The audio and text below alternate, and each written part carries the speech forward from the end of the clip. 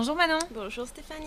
Manon, on a Elisabeth qui a 33 ans, Oui. qui donc, comme toutes les jeunes femmes de notre âge, fait des gommages. Oui. D'accord. Bien. J'aimerais qu'on discute un petit peu de ce produit qui est encore un peu mal connu, la différence entre le gommage chimique, le gommage mécanique.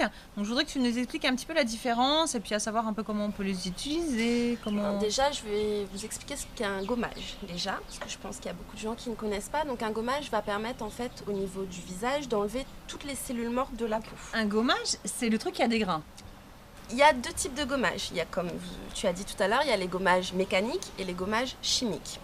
Un gommage chimique, c'est un gommage qui va être plus d'une texture crème et qui va être à base d'enzymes. Et ces enzymes-là vont grignoter les cellules au niveau de la peau et permettre le renouvellement cellulaire de cette manière-ci.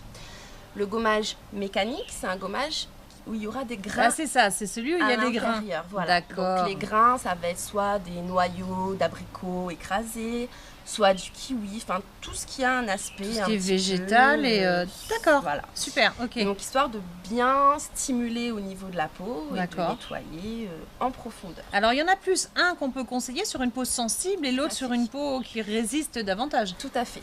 Les peaux à tendance grasse avec des imperfections vont plutôt prendre un gommage chimique qui est beaucoup plus doux. D'accord. Comme pour les peaux qui sont Pour très éviter sensibles. l'irritation en fait, c'est ça? Voilà, parce qu'en fait, quand vous avez un excès de sébum, des petits boutons et tout, si vous restimulez par-dessus, vous allez avoir une prolifération de boutons en plus. Ah, carrément. Donc à éviter le gommage mécanique pour les peaux à problème. Vous les utilisez sur les peaux matures, les peaux déshydratées et les peaux sèches. D'accord. Voilà. Ok, donc sur une peau sèche, on fait son gommage et ensuite on fait son masque ou pas? Alors sur une peau sèche, vous allez faire un gommage avec les mains légèrement humidifiées pour pas que ce soit trop à même la peau et trop agressif non plus. Donc D'accord. humidifier un petit peu les mains. D'accord.